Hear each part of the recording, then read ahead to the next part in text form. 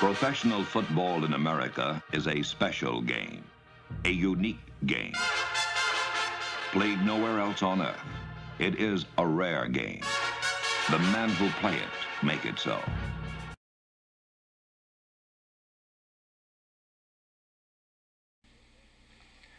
True lovers of sport respond to beauty. And beauty, as James Joyce once defined it, is the light that shines from pure form. O.J. Simpson, with his natural speed and power, expressed the purest form of his profession and became one of the most beautiful and successful runners in NFL history. If all the running backs who ever lived were wiped from memory and only O.J. Simpson remained, you could reconstruct from the perfection of his style and technique the complete runner.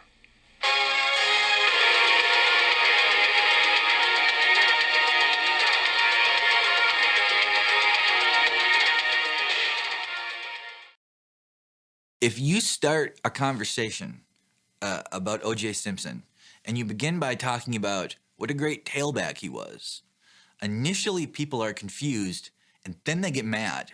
On June 12, 1994, Nicole Brown Simpson, the former wife of O.J., and her acquaintance, Ron Goldman, were brutally slain outside her home at 875 South Bundy Drive in Brentwood, California. 5 days later, Simpson was charged with the double murder and on the run. I mean, it's just so weird now because even talking about him as a football player, it seems like you're missing, like we're overlooking the obvious.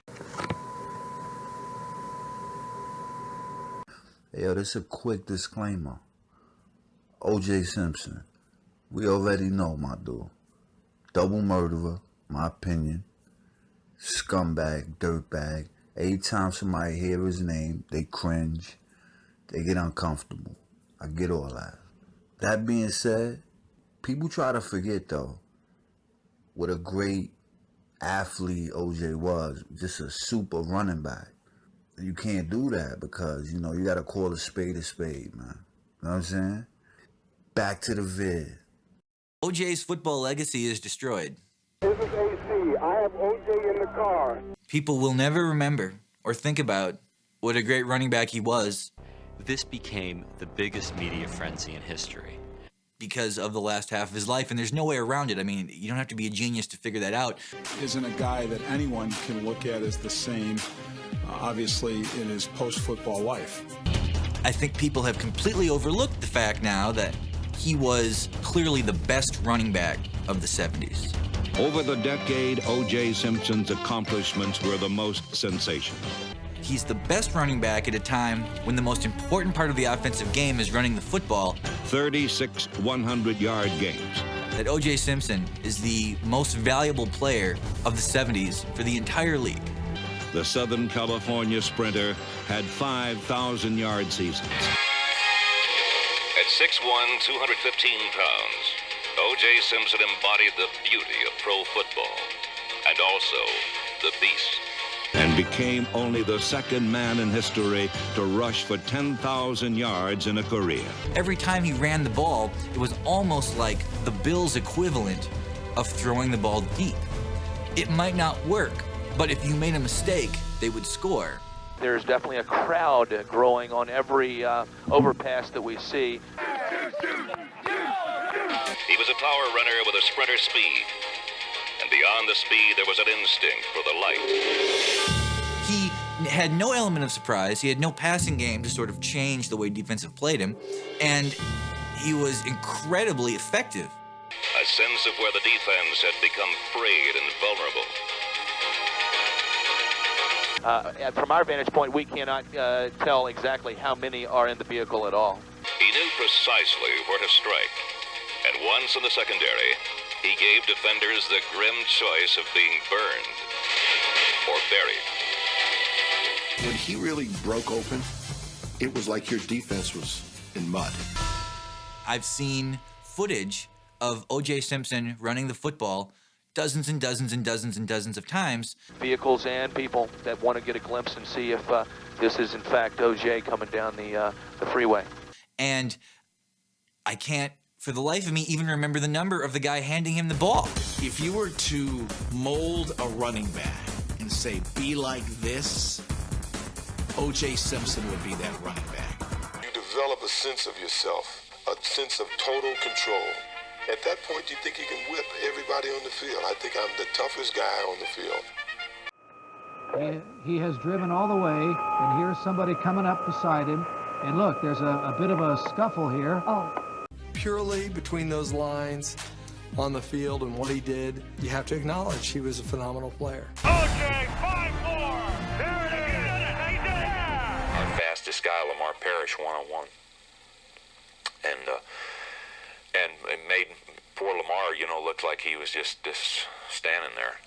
And Lamar even came back to the huddle kind of giggling, looked at us and said, what do you guys expect? Remember, he had a little 100-yard dash with Marcus Allen one day.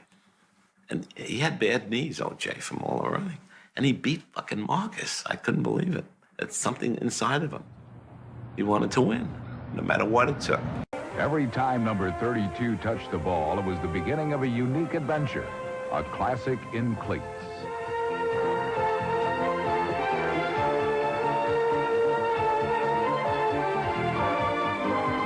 Other runners have now run farther and scored more touchdowns, but none have ever played with more style and class than this graceful halfback.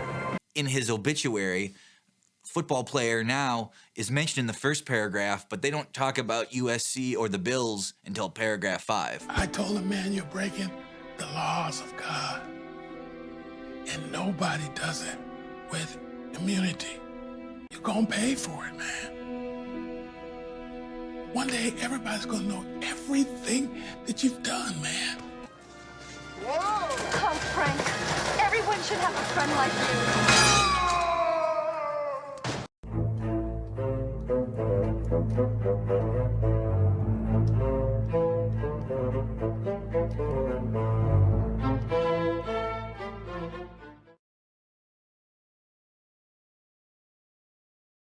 Orenthal James Simpson was born July 9, 1947, in San Francisco, the second youngest of 4 children.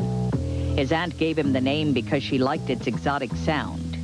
His mother, Eunice, was a hospital orderly.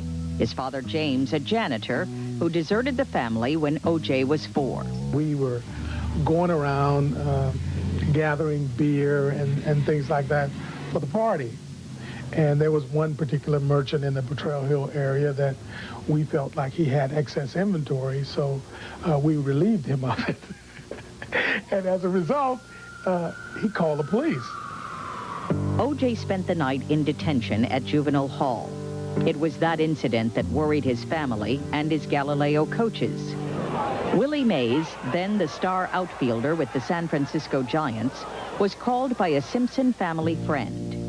Mays was asked to help a kid named O.J., a promising young athlete on the verge of getting into big trouble. Coach, they called me and said that O.J. needed a road to go on. That means some kind of guidance that he needed from someone like myself. And I just talked about what we had to talk about, and it might not have even been what he was looking for, but he listened very well. He wasn't a type of kid that was kind of cocky. He wasn't cocky then. He was a kid that seemed to want someone to tell him what road to go in. Baseball was our real love at that time in our lives.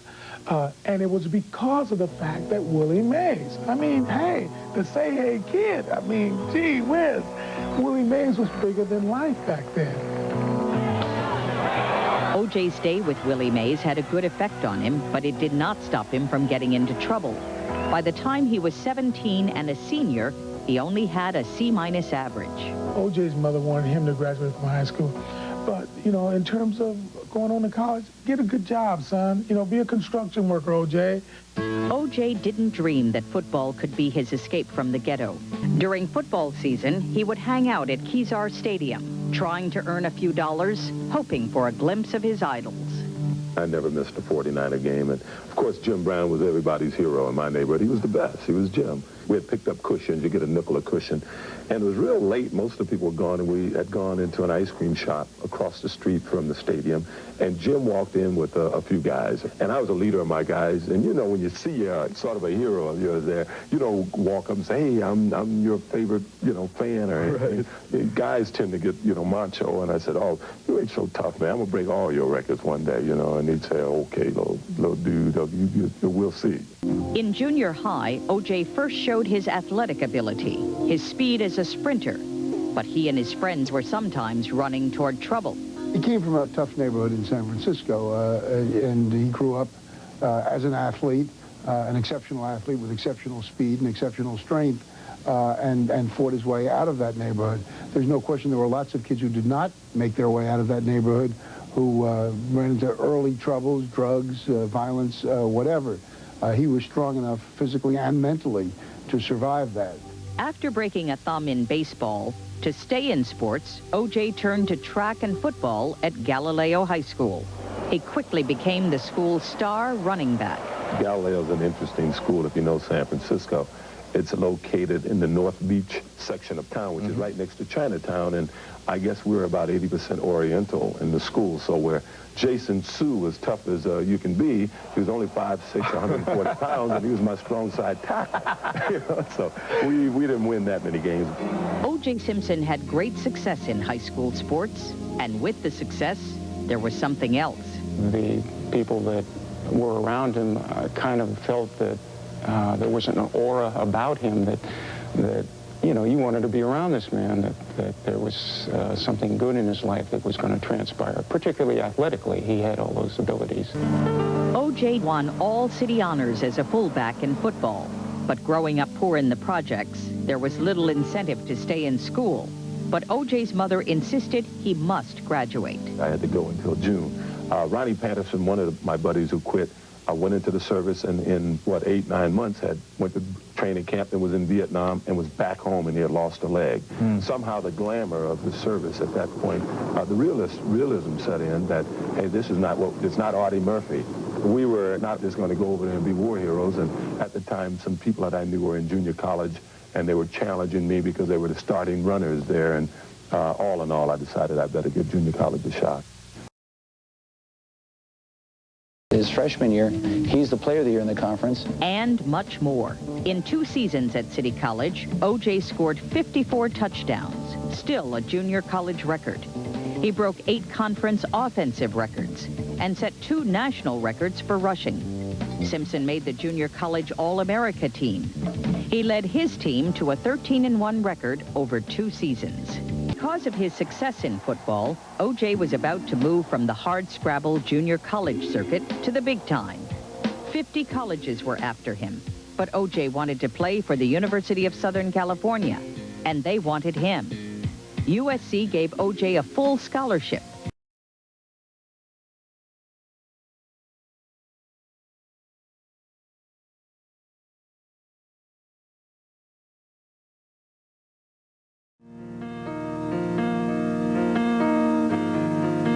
I used to be on the field sometimes, and I thought I can whoop anybody on the football field.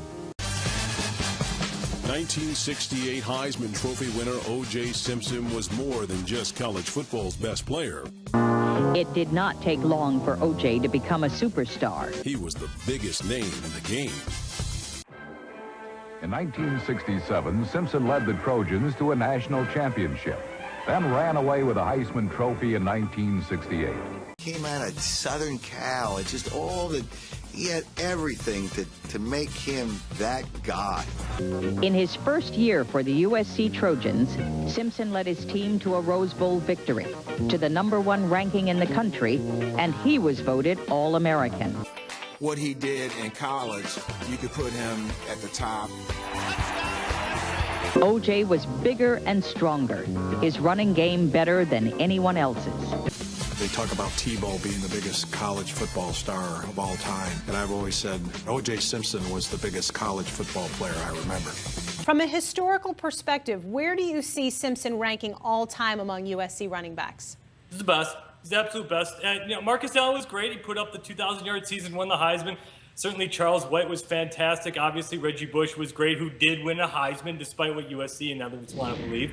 But O.J. Simpson's the one. He is the icon. He is what he did at USC. He was arguably one of the greatest college football player of all time, up until a lot of these other running backs came in. You know, between 23 blasts, one of the iconic runs in college football history. He should have won 2 Heismans. Definitely should have won the 67 Heisman as well as winning in 68. He was absolutely great. He was everything you want in a back. Sprinter speed, big, fast, tough. He was everything.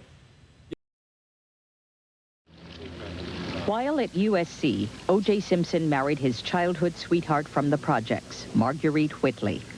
Years later, she said that when they were growing up, she sensed something good in him, but that he lived on the brink of disaster. The first of their 3 children, a girl, Arnell, was born in 1968, O.J.'s senior year at USC. Simpson was also a great sprinter in track. In 1967, he was a member of USC's world record 440-yard relay team. In 1968, his last season at USC, O.J. set the single-season college football rushing record. He again was All-America, and he won college football's highest honor, the Heisman Trophy, with the biggest vote margin of all time. I'm certainly proud, and I'm very happy. I'm really glad it's over. I can't wait this evening to see some of the guys on the team. I know they're just as happy as I am, and I realize they did just as much as I did. They contributed as much as I did to win this award, and I'm taking it as a team award.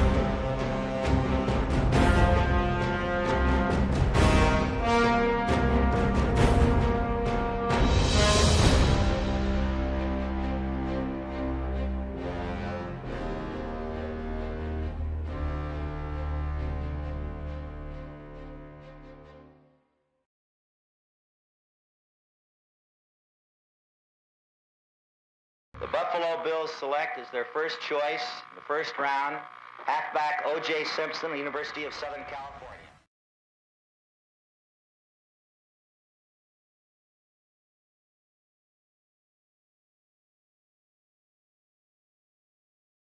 In 1968, O.J. Simpson was the #1 draft pick of the last-place Buffalo Bills. In 1969, the Buffalo Bills made him the NFL's #1 draft choice. I don't mind going to a losing team. I think, I think it's up to a player. I don't think he should worry about if the team's winning or losing. I think if he have enough confidence in himself and the other guys on the team, they'll make a winner out of the team.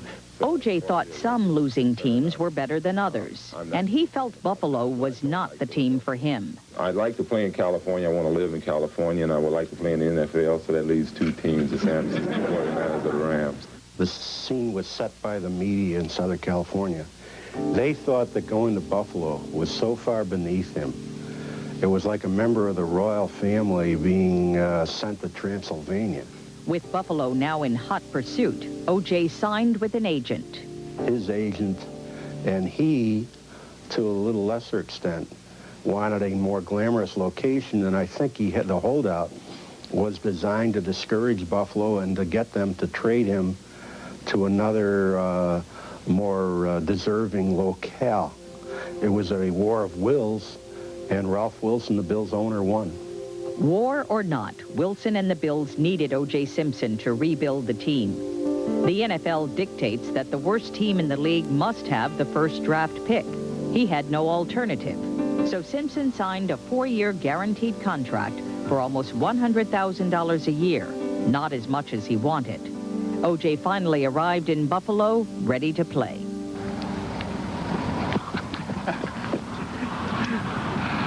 Well, I never had much doubt that I'd miss him in the first place. That was O.J. Simpson, and I now feel like dozens and dozens of college defensive tacklers have felt as he went streaming by on his way to another touchdown. O.J. is now playing, of course, for the Buffalo Bills. The question is, how many professional defensive tacklers is he going to leave like that? And though playing in frigid upstate New York did not excite this Californian, O.J. was warmed by his reception. Yeah, there was quite a few people there. I was pretty surprised. I didn't think anyone knew I was coming in. It was pretty late at night, about 11:30 if I recall. And when I got to the airport, I was just real casually with some bell bottoms, just a regular shirt on. And when I got off the plane, the mayor, the queen of the city, and a couple of thousand fans was there, and I was really surprised. I came out of college, I realized that they were expecting a lot of me, and I was prepared to give it. I wanted the ball. Surprisingly, though, number 32 didn't carry the ball very often or very far because Buffalo's coaches used Simpson more as a decoy. When his number was called, the pressure to produce instantly seemed to obstruct his natural instincts.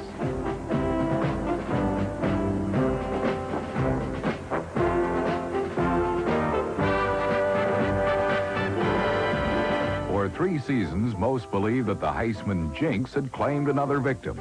But in 1972, Buffalo hired a coach who knew how to break this spell. Well, the turning point in my career was obviously when Lou Saban came to Buffalo. O.J.'s first 3 professional seasons in Buffalo were disasters. The bleak, cold industrial city made him pine for the warmth of California. He hated snow. He really did, and we had a couple of bad winters while he was there. Worse, he played for a coach who used him as an ordinary runner, a blocker, and a pass receiver. The team was still losing, and O.J. felt his talent as a running back was not appreciated. O.J. was despondent over what was going on, and you can understand that knowing him after the fact. Here was an extraordinary talent. I'm not sure how many of us will ever see anybody with that kind of natural football talent again. The cast that surrounded him was so inept that they couldn't take advantage of his natural skills. In 1972 in Buffalo, with the Bills still losing, management decided it needed to change the direction of the team. A new coach was hired with a new attitude toward O.J. I realized he was a great player and a Heisman Trophy winner and a great talent. And we took the club over in 1972, and I realized I had O.J. Simpson as one of my players, and I was elated. After 3 poor seasons with the Buffalo Bills, in which his talent as a running back was underused, O.J.'s confidence as a player was waning. O.J. thought of quitting. Then along came Coach Lou Saban with a promise of change.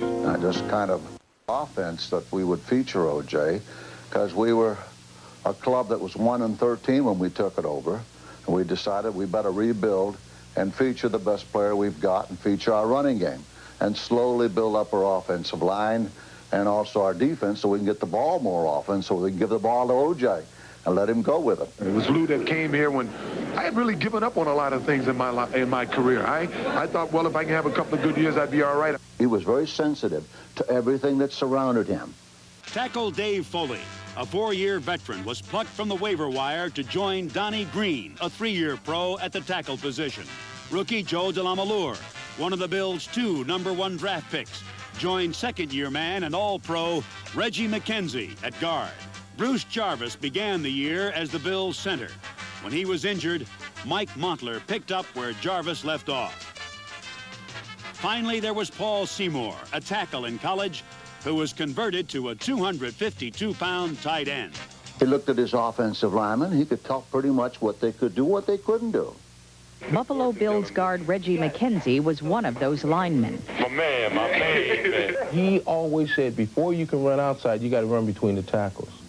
And he, because of his upbringing, he was a tough kid because he had to grow up tough. He would always say, before you can juke a guy, you got to give the guy a bone. In other words, you got to give him a shot, okay, to make that guy think, hey, listen, I'll run you over. That was a very powerful group of men in what O.J. named the Electric Company. He and Reggie McKenzie, of course, was on that line, and the main plug, as they used to say, in that offensive line. So we just went ahead and plugged in the juice and went on from there. We say, here's where it starts. We're going to do something nobody's ever done. We're going to get 2,000 yards. Lou had always been a coach who was in favor of the run. More important, Lou brought some stability to the organization because he featured me. You know, he made no bones about it when he came in, and I led the league in rushing. Every great runner has a certain way of running the ball, which is his signature. This is how O.J. Simpson signed his way into history in 1973. Lou Saban hitched Buffalo to this rising rocket, and O.J. Simpson propelled the Bills into a winning orbit. The Juice opened with what was then an NFL single-game rushing record of 250 yards against New England. Great runners will run a mile ahead, like pilots fly a mile ahead. They don't run, they don't gear their running, or they don't pay much attention to the guy in front of them because they know where that guy is. They're thinking about what the guy beyond that should be doing. The offensive line of the Bills gave O.J. all the juice he needed. In 1972, he gained 1,000 yards for the first time in his career, a milestone for any running back. By mid-season, he had surpassed 1,000 yards. And though defenses were geared to stop only him, Simpson was rapidly approaching 2,000 yards.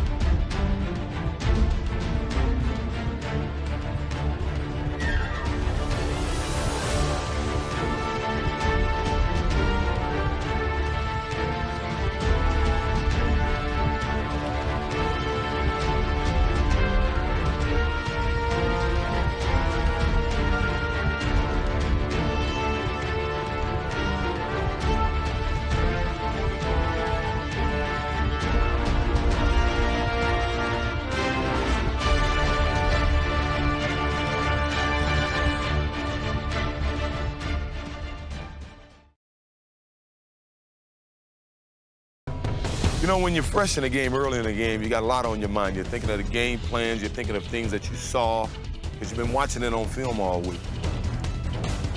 In the open field, he had an instinctive feel for danger, and unlike many of today's great runners, he wore only a minimum of protective padding. There was always muscle behind Simpson's magic. He took great pride in his stamina and strength as a runner. Normally what you would do is, early in the game, you'd pick out a DB, especially an undersized DB, and you bone him a few times. You bone him once or twice. What that would do is make it a little easier to juke him later on. As the game goes on, you get tired, and you stop thinking so much, and you start reacting. It's like putting things in that computer. You just push a button, you get the ball, and you go. Discussing the greatest running back of the 80s, there's plenty of room for argument. Eric Dickerson, Walter Payton, Marcus Allen, and Tony Dorsett are all legitimate contenders. However, in the previous decade, the choice was a little more clear-cut. When you draft a Heisman Trophy winner, you expect him to be big, fast, and strong. Could O.J. Simpson crack the legendary Jim Brown's single-season rushing mark? Could he reach the plateau no NFL runner had ever dreamed of? 2,000 yards in one season. The answers would astound the pro football world. But you don't expect him to rush for 2,000 yards in a 14-game season, which is what the Juice did in 1973. In 1973, O.J. Simpson became the first back to run for over 2,000 yards in a single season.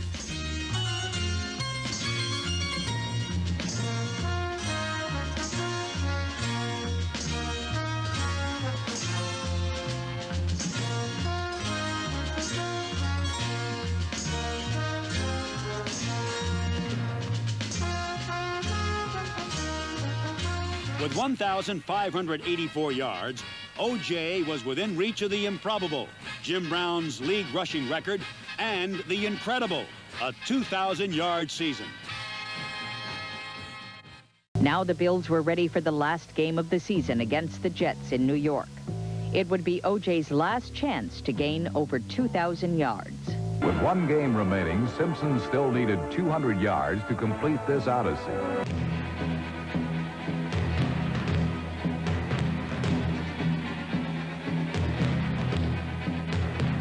With all eyes in Shea Stadium locked on number 32, O.J. set his sights on Jimmy Brown's single-season rushing record of 1,863 yards. Early in the first quarter, Simpson reached the threshold.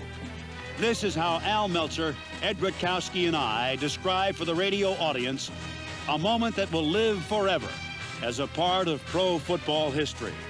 Well, gentlemen, we are coming upon it, and the Juice should break the National Football League rushing record in this next series. Simpson running left, Simpson breaking loose, and there it is! He did it! All right, all right. He needed 4 yards, he got 5, and this crowd, his whole team is gathering around him and congratulating him, hit him on the head. There isn't a person sitting down. Give credit to these Jets fans. They came here to see him break the record. There's no doubt about it. I think the Jets showed up to see him break the record. Joe Namath said to me on Wednesday, sure, I want to see him break the record. He deserves it. He's that kind of a guy. I'm not rooting against my defensive ball players. He says, but he's got to get it.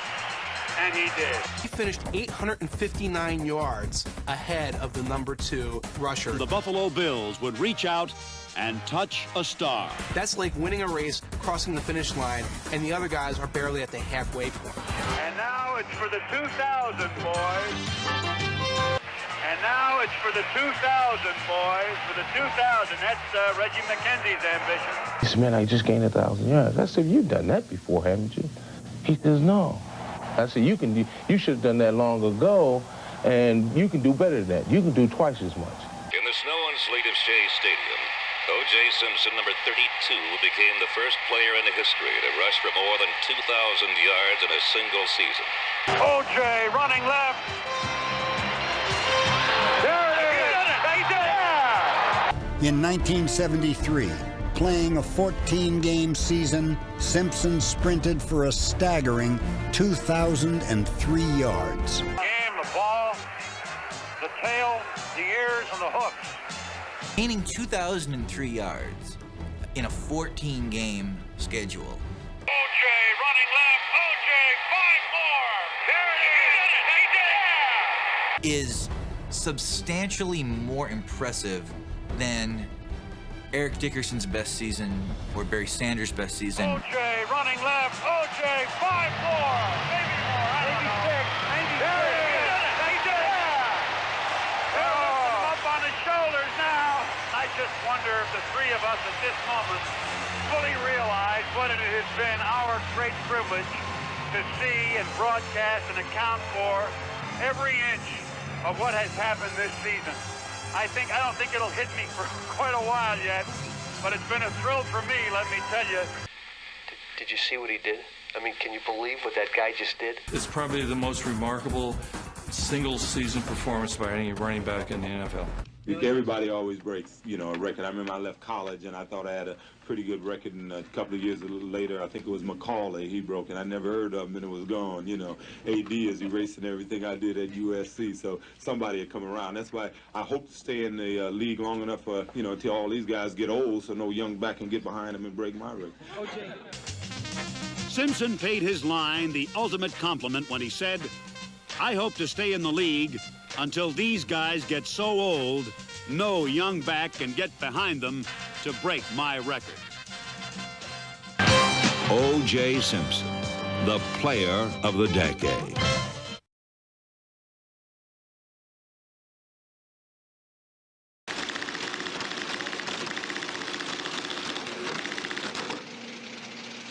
So he has this game on Thanksgiving where he rushes for 273 yards. Wow, what a game. The juice was loose. Proof that the best football player in the world is just sort of being wasted on this team going no place. 273 yards for any running back is impressive, but the way that the Juice did it was really remarkable. But as far as memorable, as an iconic player like that, doing what he did, all those yards, everybody remembers that game. On Thanksgiving 1976. 273 yards, and it took almost 30 years to break that record. Juicer hollering. They wanted to carry it again. A delayed O.J. up the middle of the 10, the 5. I tell you, they're behind on the scoreboard, but you get the feeling they've won something here today. 45 and drops down at the 48. 200 yards for the Juice. He is going to break the record.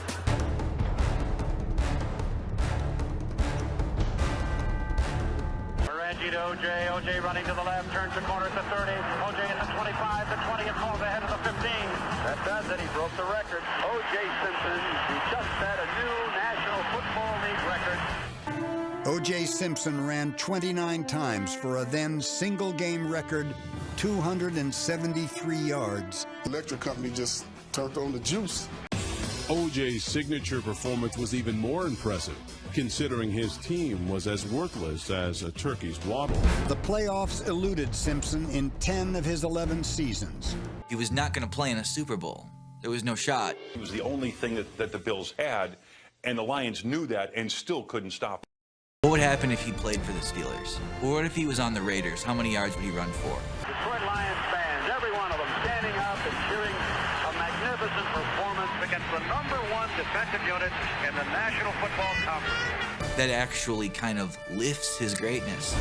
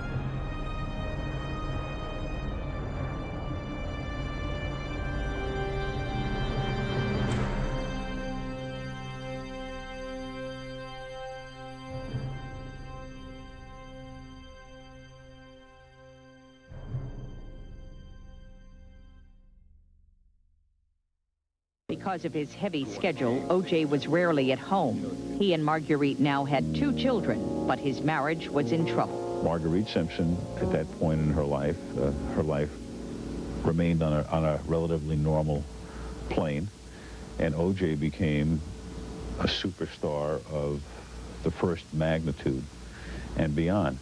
And I think perhaps the ultimate separation of the two had to do with different paths in life.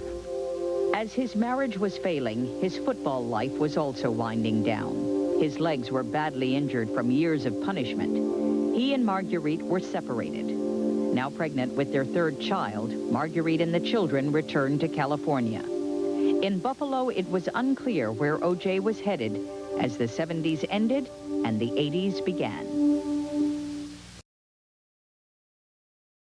Hoping to find his way to California, his home, and the place where he had other professional interests. In 1978, with his skills diminished by injury, Simpson was traded to the San Francisco 49ers.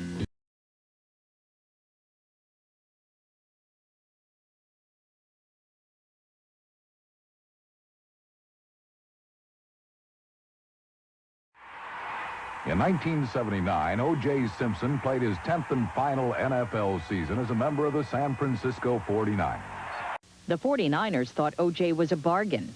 He was a hometown product, a superstar who still filled the seats with fans, hoping for one more glimpse of his greatness. However, at 32 years of age, the juice no longer flowed through a defense like before. Simpson stumbled into secondaries he once danced around and was soon buried beneath the rubble of the rebuilding 49ers.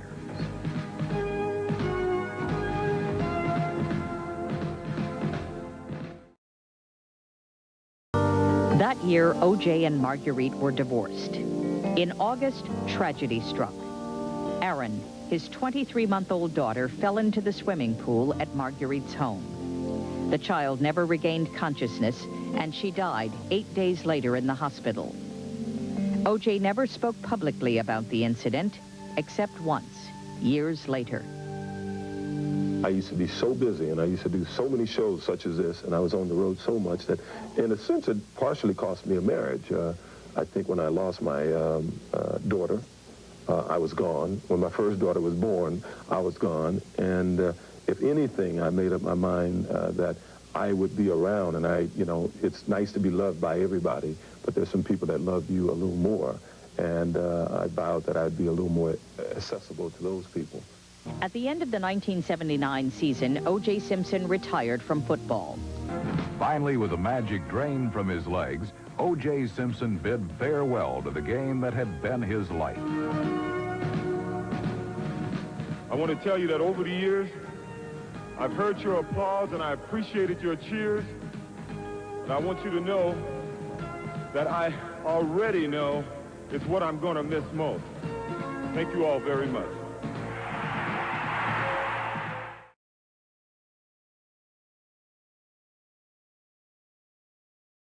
Why are we still today fascinated by O.J. Simpson? Why do we believe he is some big symbol or testament about America and about how America feels about race? Nobody does it better than Hurts. Nobody does it better. Hurts leads the others by far. Nobody does it best of all. You Hurts the superstar. Because he was in the Mount Rushmore of celebrity athletes from the 70s until well into the 2000s. O.J., MJ, 2 MJs, Magic, Michael, he was on that Mount Rushmore. An incredibly important celebrity by then. Just by seeing him, you think class, speed, performance, best in the world, without even having to say it. Where he came from and where he rose to, it took an awful lot of drive, it took an awful lot of skills, too. He was celebrity, he was compelling, he was a superstar, he was handsome. Get from O.J. Simpson, there's only one superstar in Rent-A-Car. He appeared on TV and in the movies. This is the statue O.J. had poolside at his Rockingham mansion. This piece right here sat by his poolside. O.J. became a trusted and accepted part of the American scene. His public persona was admired and loved. I'm not black, I'm O.J. Coming or going on a business trip, you've got no time to waste. And nobody knows that better than Hertz. Whether it's picking up or dropping off your Ford or other fine car, nobody has more to do it faster. He was a fascinating figure. We saw him on our screens every day, whether it's Saturday Night Live or the NFL or Hertz or Naked Gun. He was in our living room, Jason. You ever had any trouble speeding tickets, that kind of thing, O.J.? I don't know if I should say this. I got stopped not recently, about a year ago. Whoa. Anyone who wants a piece of O.J. has to get by me.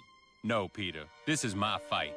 It was late at night. Where was this? I was in Southern California. Sunny California! Want me to teach you some Spanish words, man?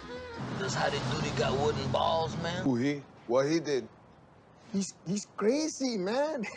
I feel like we should go eat tacos now or something. Okay, that was weird. You know, California's finest, the Highway Patrol.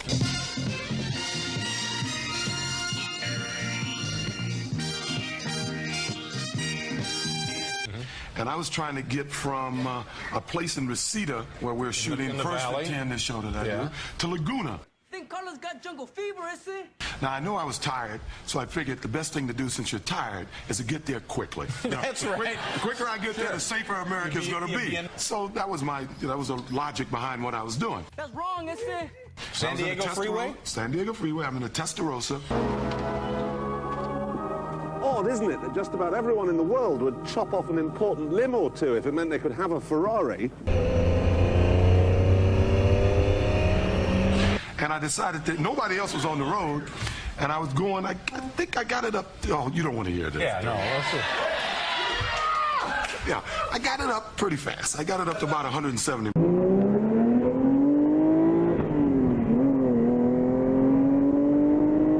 You yelling?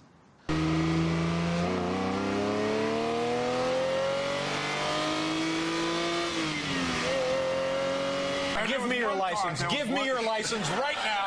Hand over your license and registration. 170?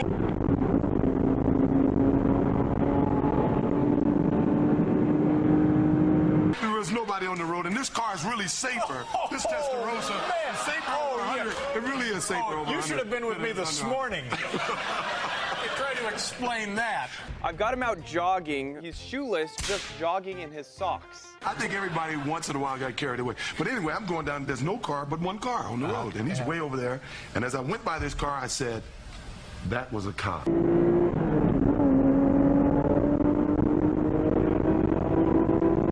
Even before he turned his lights on, I pulled over, I stopped, and about 10 minutes later, he pulled up. I'm not resisting. I'm not under arrest. You're under arrest. Get out of the car. Wow.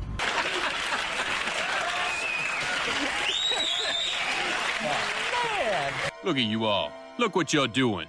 Well, you're no better than what you made me out to be. Well, have a nice day, all right?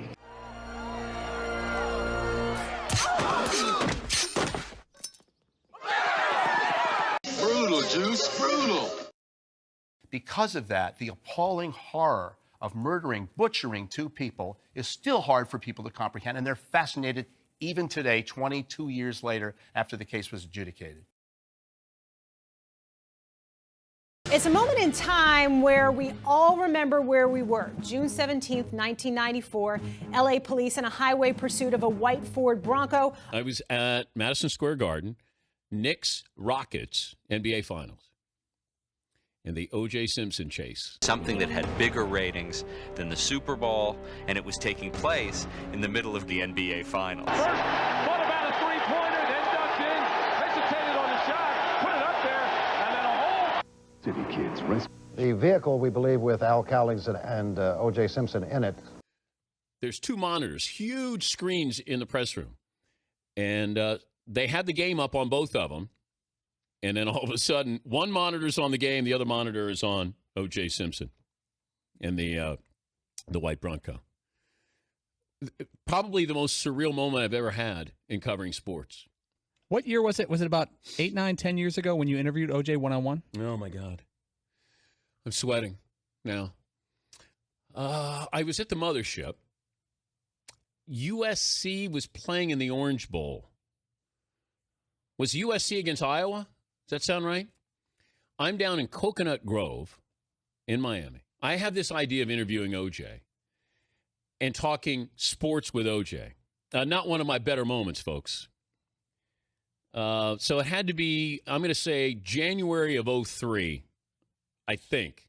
Is that right, Paulie? Yep. Okay, January of 03. I say to, the guys at the mothership, what about OJ talking about USC football? Because, look, is he ever going to be charged for the murders? No, he's not. He's walked free. Okay, whatever. He was still one of the great football players I ever saw. And a USC guy, so I thought maybe he talks USC football. Maybe. I mean, in my grand scheme here. So I sit down with OJ. And he came in. He looked frail. I mean, he wasn't imposing. He came in with one other guy. That was it. And I remember my camera crew said, do we have to shake his hand? I said, no. I said, I invited him here. I will shake his hand because I'm inviting him here to do this interview. You guys don't have to. And they said, good, we don't want to. I said, fine. And we're just sitting there. I'm 3 feet away from him, and there's no conversation. Because I think he should have been in prison, and I think he killed those 2 people. So in my mind, I'm going, all right, I'm having you here to answer football questions. And he said, you think I did it? And I said, did what? And they said, killed those 2 people. And I said, yes. And then it seemed like there was 3 to 4 minutes of silence. Cameraman says, all right, we're ready to go. We resumed the interview. We got done. And then he wanted to talk about, the case. He wanted to tell me why he was innocent. And I said, it doesn't matter. It doesn't matter. He said, you think I'm guilty? I said, it doesn't matter. And then he walked out. The guys who were my camera crew, they had worked on a shoot in Mexico with OJ prior, leading up to that. And they said that he was fascinated with the Navy SEAL knives. Fascinated with them. And wanted Navy SEAL knives before the killing. So one of those moments where you came back home and you just want to take a shower and just say, terrible, terrible mistake by me.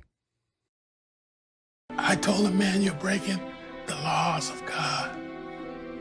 And nobody does it with immunity.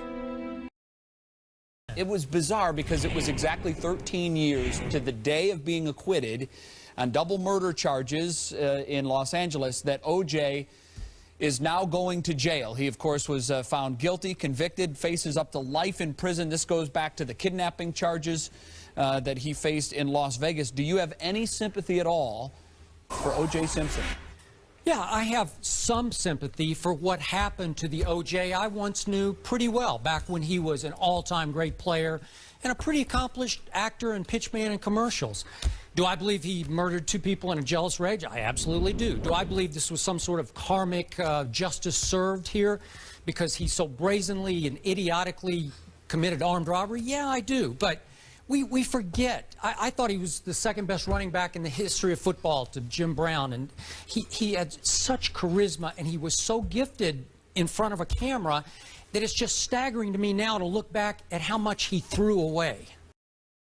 I told him, man, you're breaking the laws of God. And nobody does it with immunity. You just pointed out something about O.J. that many people miss. That is to suggest that he was not a perfect symbol, but this is what Black America was trying to say, if you will, collectively to white America. Right? We have been, but it's a bad symbol because white people refuse to see the good symbols. Martin Luther King Jr. was murdered. Malcolm X was mowed down, arguably within his own community. Medgar Evers was cut down in, you talk about the 1960s, in Mississippi. So the murderers of Medgar Evers and Emmett Till got away cold told with murder. So the notion that somebody who could get away with murder existed in America didn't begin with O.J., number one. Number two, what's interesting here is that when black people said these are serious issues that need to be dealt with, white America did not hear us. But they heard us with O.J. Why? Because O.J. was seen as a white black man. I'm not black, I'm OJ. O.J. was accepted within arenas of white America that black people could never symbolically or literally darken. So the point is, he was the perfect symbol for white people to finally get the kind of agony, the kind of grief, the kind of serious injustice that they perceived was going on with O.J. because they knew he was guilty, and yet he got away with murder. Welcome to the world of black people in America, where time and again we have tried to make that argument, but America has been incapable of hearing that. Okay. That's why O.J. was an especially effective and powerful messenger for this particular issue. He had 4 NFL rushing titles, the single-season rushing record, and he was considered by many to be the NFL Player of the Decade. For all his records, he said his one regret was that he never played in a Super Bowl.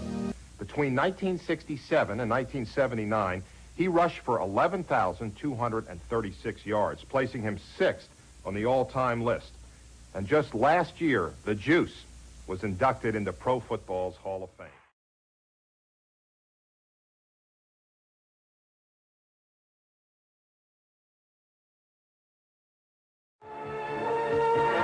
In 1985, O.J. Simpson was voted into the Hall of Fame, a distinction that confirmed his place in the history of the National Football League.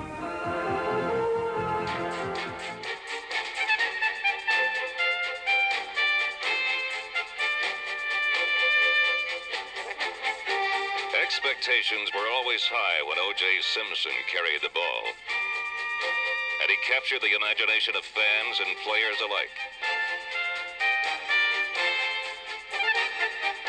He was a record breaker, a miracle maker, and a great one.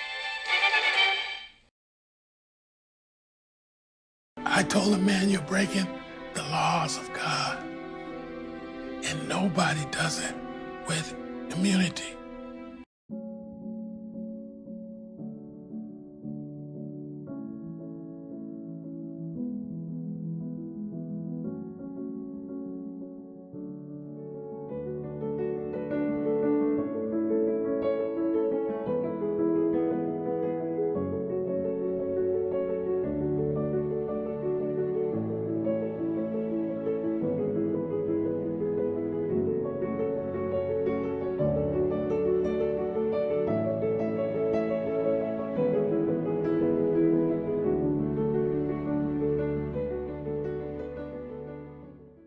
You're gonna pay for it, man. One day, everybody's gonna know everything that you've done, man.